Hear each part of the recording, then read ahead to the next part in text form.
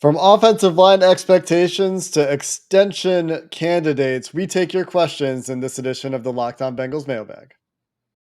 You are Locked On Bengals, your daily Cincinnati Bengals podcast, part of the Locked On Podcast Network, your team every day.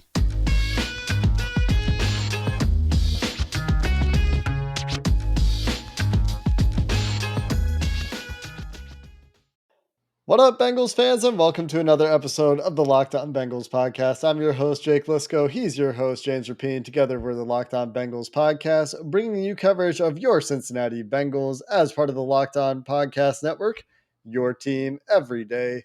We're free and available everywhere you get your podcasts and on YouTube, so hit the subscribe button, hit the follow button, and join the large group of Bengals fans that makes Locked On Bengals their first podcast listen every day. Today, we dive into another edition of the offseason mailbag, James, and we're going to get started with a question about the offensive line. And we've got questions, like I said, ranging from offensive line expectations to linebacker extensions to Joe Burrow performance and whether we should expect to see more play action and rollouts. And we'll cover all of that and more in this episode of the mailbag. But we will get started with Aquila the Great's question. Aquila the Great on Twitter wants to know what realistic expectations are for the Bengals' revamped offensive line in 2022.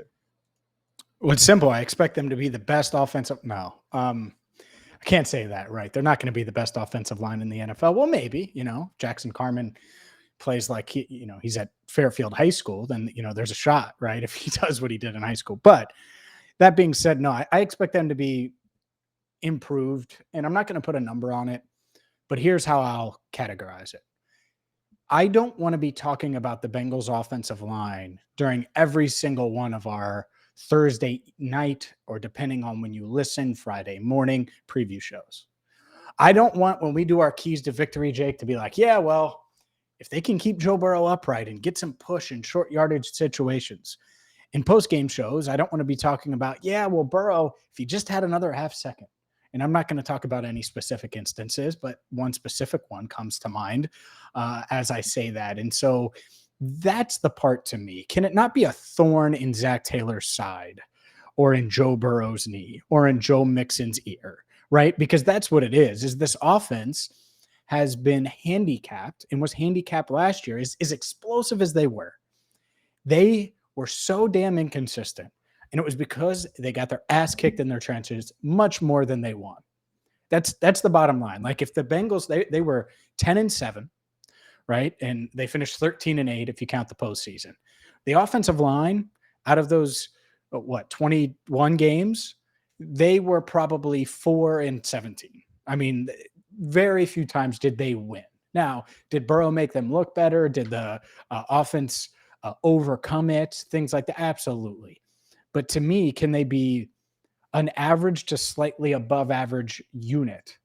I think so. And I think that, and it's a reasonable expectation with honestly zero expectations for the left guard spot.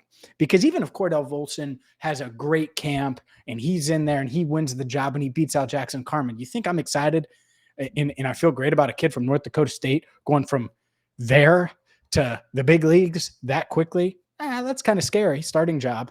And Jackson Carman, well, until he shows me something, I can't expect much from him.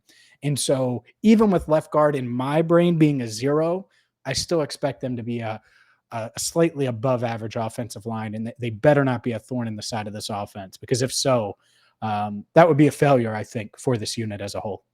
It would be a failure of the offseason where they spent dramatic resources to make this unit better. They go out and spend money on 3 different offensive line veterans, which is not something that this team has done. It's something they've been stubborn about. They wanted to rely on their development. They wanted to rely on the draft capital they spent, and they still are to some degree. We've talked about this at left guard. You talked about it with not even having expectations for the left guard spot. But I do have expectations for Jonah Williams to take a step. I think that having a normal offseason for him going into the year he's going into, coming into his own, coming into his prime, having the experience that he has, I do expect Jonah Williams to be better, and I think he's already good. I do worry a little bit about him playing beside Jackson Carman at left guard instead of Quentin Spain, with whom I thought he had pretty good chemistry at times or for most of the year, especially in pass protection last year. But there's potentially a higher upside for the running game there. Ted Karras replacing Trey Hopkins. Sorry, Trey Hendrickson's still on the team. Trey Hopkins at center will be an interesting one to watch. I think Trey Hopkins actually played well at times late in the year, but had a rocky start to the season. And it's impossible to exonerate your center entirely when you have the number of communication breakdowns that this team did. Hopefully, Ted Karras and his veteran presence, his leadership, his ability to identify, and Trey Hopkins, by all accounts, was an extremely smart player at center.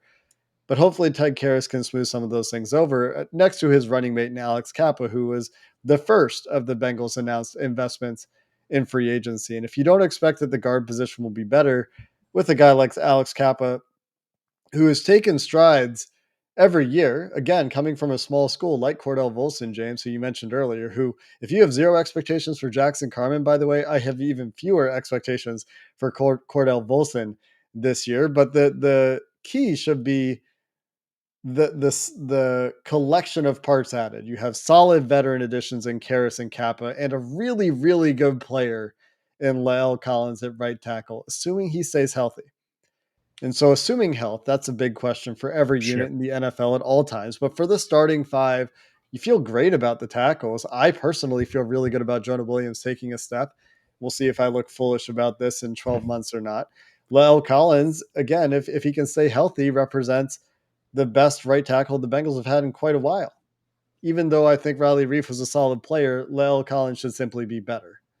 Mhm. And so, with an influx of veterans and a hopeful step from Jonah Williams, I agree with you, James. This shouldn't be something we're talking about after every game and saying, if not for the offensive line, if not for the offensive line, Mhm. if Joe Burrow wasn't running for his life, if Joe Burrow didn't have to put the team on his shoulders, because I think that there's also going to be increased productivity in the running game because, especially with Alex Cappa and Lael Collins, this running game should be better equipped to perform as well. So I do have high expectations for this offensive line. I think it should at least be a top 10 offensive line in the league, unless there are crazy injury issues. But the starters they've added, if this team knows how to coach offensive line and knows how to call plays in such a way that it doesn't expose them needlessly, then this should be a top 10 offensive line, in my opinion, in 2022.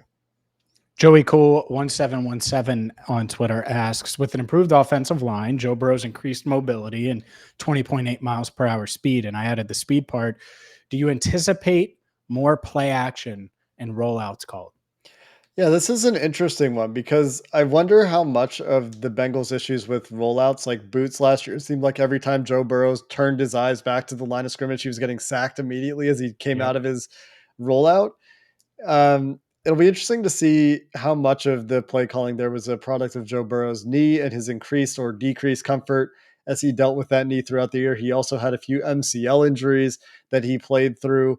And of course, the offensive line got worse as the year went on, but it did seem like, especially after the first 4 weeks of the season, there was a lot more play action, a lot more scrambling, a lot more boots from Joe Burrow. And this is something that Mina Kimes had for me on scrambles and scramble rollouts. There were 4 dropbacks for Joe Burrow where he attempted passes on scrambles or rollouts from weeks 1 to 4 of the season. From weeks 6 to 16 up to 24. So 2.5 per game from 1 a game. And that trend continued throughout the playoffs. Now, will there be more of that because the offensive line? I don't know if that would be the reason I would point to primarily. It could help, but I think the primary reason we could see more of this is if Joe Burrow becomes more comfortable with it, because I don't think it was just the offensive line. I think it was also that Joe Burrow wasn't terribly comfortable turning his back to the line of scrimmage last year. Yeah.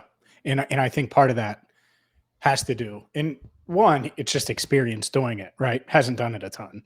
And the second part is when you know your offensive line, and Burrow's never said this, but let's be honest now, his offensive line was awful, right? And so when you know that, when you know you're going to have to diagnose and you're not going to have a lot of time, I wouldn't want to turn my back either. And so, especially with that increased running game, like you mentioned, that right side, I know Joe Mixon salivating at the idea of running behind Cappa and Collins.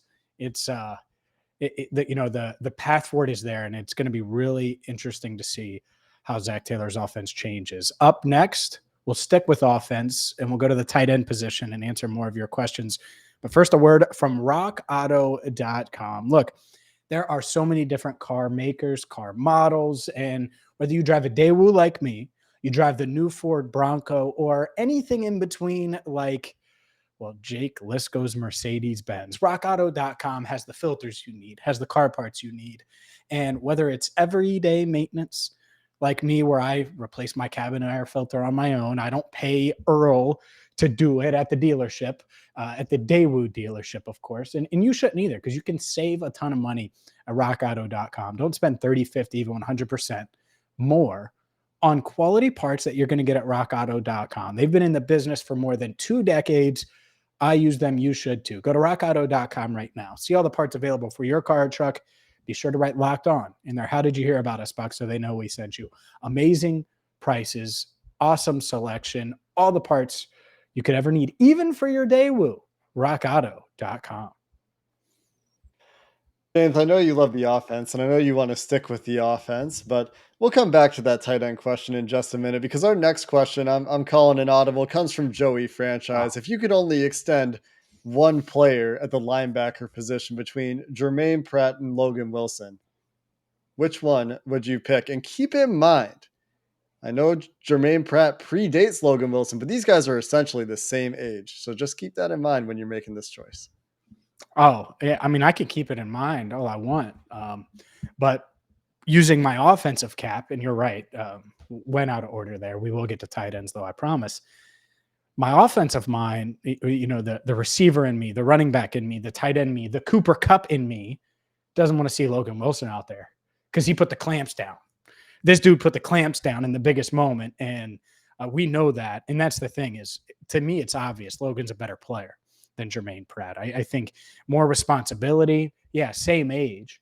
But in his second season, flashed a ton. You see the ball skills, the former safety, the way he moves, everything like that, the way he grinds, all of that. Like, I think Logan Wilson is one of those building blocks.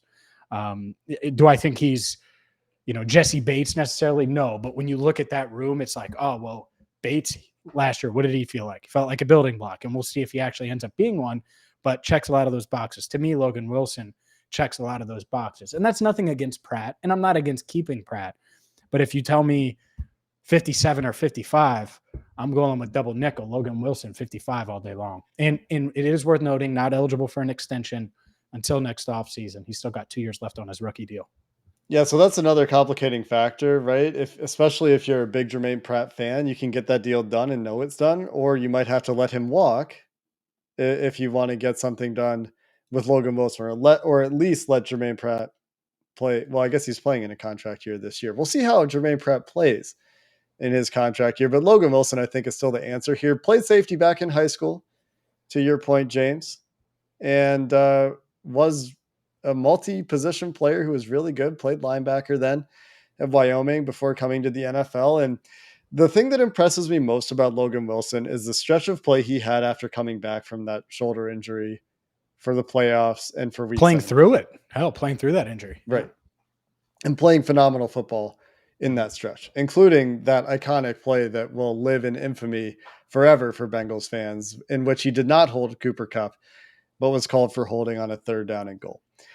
Which, we don't need to get into too much other than to say it was a great play from Logan Wilson, who had a generally fantastic playoff run and should continue to get better, because as is the case for Jermaine Pratt, who has also taken strides from season to season, it's just a position where it takes a little bit of time for guys to get their legs under him. And I know when the Bengals drafted Logan Wilson, because he came into the league a little bit older, he's only a couple months younger than Jermaine Pratt. I know I said they're virtually the same age. He's like a month and a half younger than Jermaine Pratt. He came into the league older. And so when they drafted him, I said, this guy's going to have to hit the ground running. And he did a little bit later than I wanted. In his second season, is where he really took off. But I think he did take off to the point where he can be a long-term linebacking piece for your team, especially with the way the NFL is going, James. He moves well enough to be a modern NFL linebacker, and a complete modern NFL linebacker at that. And with his instincts developing as they would for any young player at the position. He should only get better with time. So, while I like Jermaine Pratt, and you would have to get that done earlier because, like I said, he is in a contract year that will force the Bengals' hand to some degree.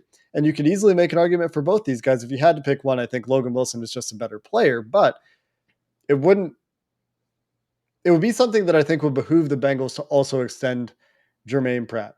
Because as has been pointed out, I believe by like PFF underscore Andrew, a noted Bengals fan who works for PFF on Twitter, uh, keeping your own guys that are role players is also important. And Jermaine Pratt would fit that category. Not necessarily one of your best players, but a good player who you need players like that. And if you don't have them backfilled, and maybe they do, maybe the Bengals keep a pipeline of other linebackers coming into play on rookie deals alongside Logan Wilson. But if you don't, then keeping your good players is important too. Yeah. And that's a really interesting dynamic, because what if Akeem Davis-Gaither takes a step this year and you're Pratt and you decide not to take an extension now? Well, that could be troubling if Akeem Davis-Gaither emerges more, and Pratt, who knows what happens, and he bets on himself. So there is a dynamic there. Who knows if there's going to be contract talks, but I think there could be. But will Jermaine Pratt want to sign now versus have another year where he plays well, or he maybe even better, takes another step and then can test the market? So that is always the dynamic there. Next question comes from Roop C on Twitter. Christopher Roop: tight end depth is a concern after Hayden Hurst. Do you see the Bengals addressing the position anymore this offseason? I don't think that I do. I know we kind of lit the candle for Rob Gronkowski, who is for now officially retired. We'll see if he comes back to play with Tom Brady late in the season or not. He will. He'll play against the Bengals. It'll be his first game back. Will be against the Bengals in Tampa in December. Go ahead. Right. But I don't think so. If you look at the way they treated the position last year, it looked essentially the same as it does this year. They had some undrafted guys. They had Uzama. They had Drew Sample. Now they have Hurst instead of Uzama. Everything else is essentially the same. They don't have any long-term pieces. So that would have been a difference going into the offseason when they wanted to extend CJ Uzama and settled for a one-year deal on Hayden Hurst as a quick pivot after Uzama chose the Jets. But now is not the time to find long-term options, at least not as your primary choice. You don't go sign a tight end in June or July and say, this is going to be our tight end for the next 3 years. You sign a tight end in June or July if you're going to have him for 1 year. And I think the Bengals have plenty of those guys. So I don't personally see it as likely. Is it concerning? I would say only moderately so. I know CJ Uzama was pretty healthy last year, and he did miss a little bit of time against Kansas City, of course, when he got hurt before he came back for the Super Bowl. But the Bengals offense, and I know Uzama had big plays for them last year, doesn't necessarily need a high-level tight end to function at a high level, especially with a better offensive line, especially with Chris Evans, especially with the improvements that you're expecting in the running game. With how good the receivers are, I just don't think they see it as necessary. And I also can understand why, because of the way they run their offense. James, do you think that I'm way off here? Do you think a tight end is in the cards? No, I think they're confident in Drew Sample. And you, me, and everybody else can talk about that and talk about where he was drafted. The Bengals don't look at it that way, right? They view him as a reliable guy who's going to block when he needs to block, and they can throw him the ball at times. They did last year. Why would that change this year? And obviously, I think they view Hayden Hurst, me talking, not them, as an upgrade in a lot of areas, not necessarily as a blocker or as a rah-rah guy, right, that's going to break down the Bengals after every win like CJ Uzama did. But he's more dynamic, all right? He's a first rounder for a reason. He's a better athlete. Just is. He's a more natural pass catcher. And so I think the Bengals are really confident in their tight end room. And, I know YouTube and our listeners, they're going to get it. Going to get a kick out of this one. It's officially Thad Moss season, baby. Thad Moss season. Talk to Thad during OTAs. He's feeling good. Body's feeling fresh. He's got the report from Burrow. You better believe it is Thad Moss season. Won't be shocked at all if he wins that third tight end job. And the other guy, Mitch Wilcox, is really, really good as a pass catcher as well. So that's going to be a battle. bottom line, though, I think they feel really good about the tight end room overall. Especially for the way they run their offense. Coming up next, we get into a couple more questions to wrap up the mailbag, including a what's more likely. We'll wrap up the mailbag coming up next. It might be Thad Moss season right now, but it's BetOnline season every day. See what I did there? BetOnline is a one-stop shop for all of your betting needs, sports info, and the NFL season. You hear that, Jake? Tick, tick, tick. It's inching closer. And training camp less than a month away, which means you got to get to BetOnline right now. Sign up for free today and get ready to wager. And it doesn't just have to be on NFL. Oh, no, baby, no. I made a bunch of money on the NBA. You have NBA future bets. If you think the Clippers are going to win the NBA Finals, you can wager on that. If you think the Celtics, since we got so many Bengals Celtics fans on this pod, you can wager on the Celtics to win in 2023. Or maybe it's UFC, Major League Baseball, anything and everything. You can wager in one spot. BetOnline, where the game starts.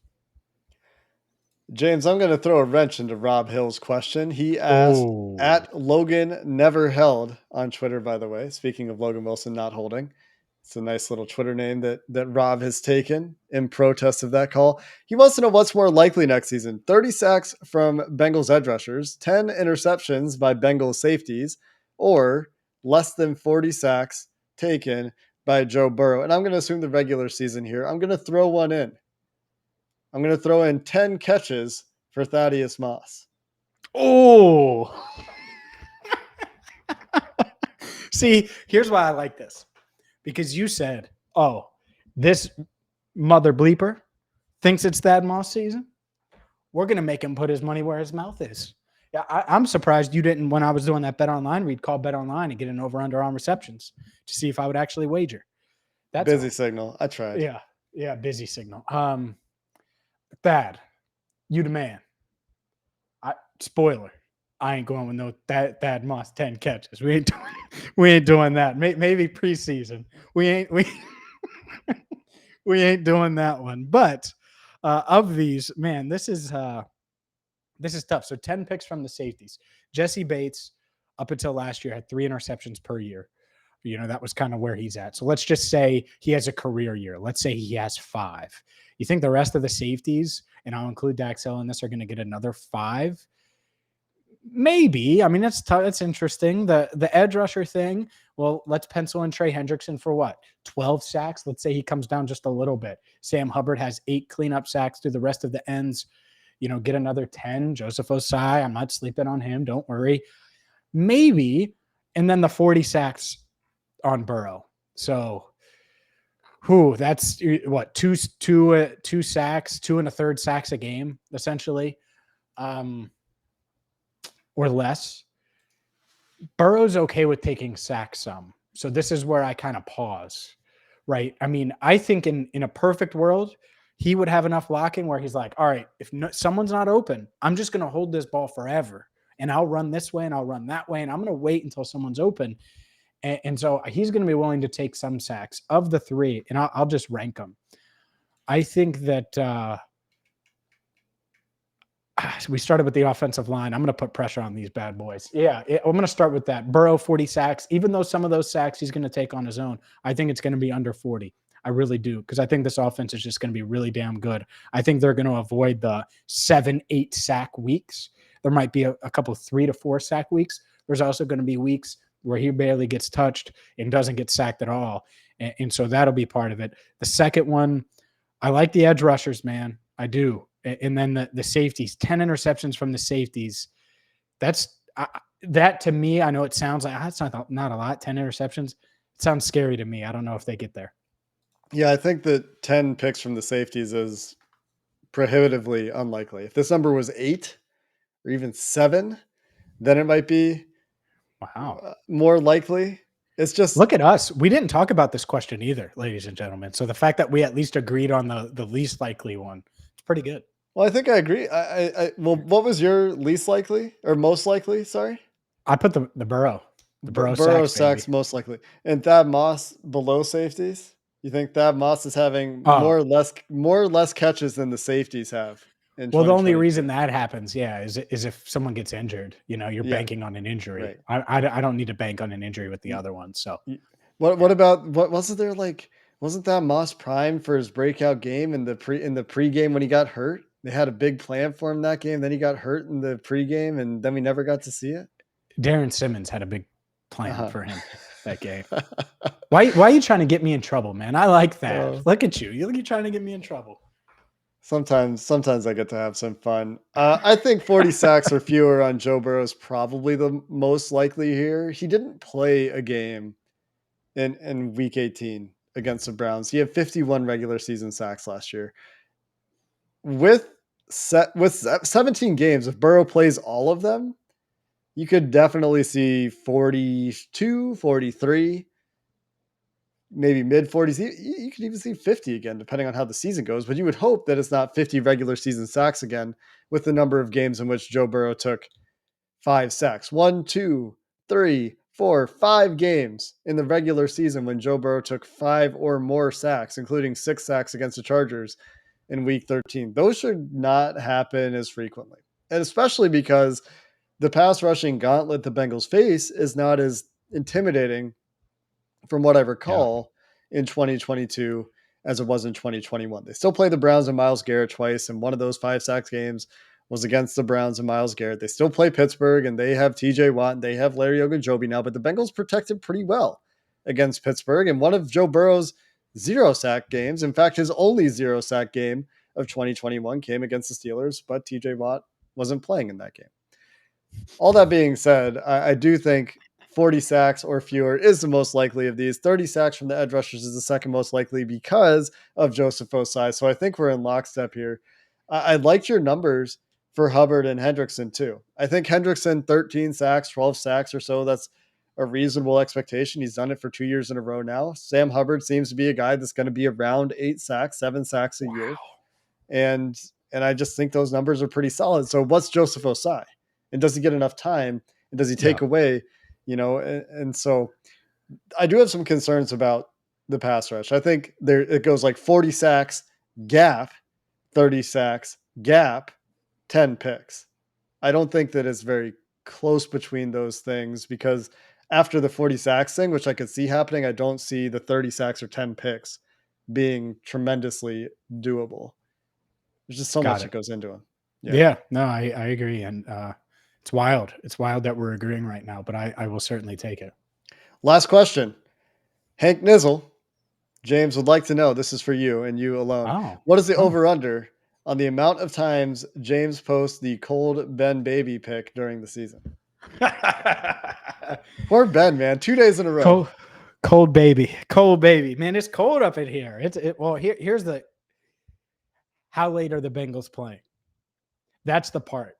This is actually indirectly, Hank just asked how deep we think the Bengals are going to go into the playoffs. Because I get it, the indoor thing, and everyone's talking about the indoor, fussing about the indoor. If the Bengals are going to Foxborough, right, guess what? Late in the year, they're practicing outside.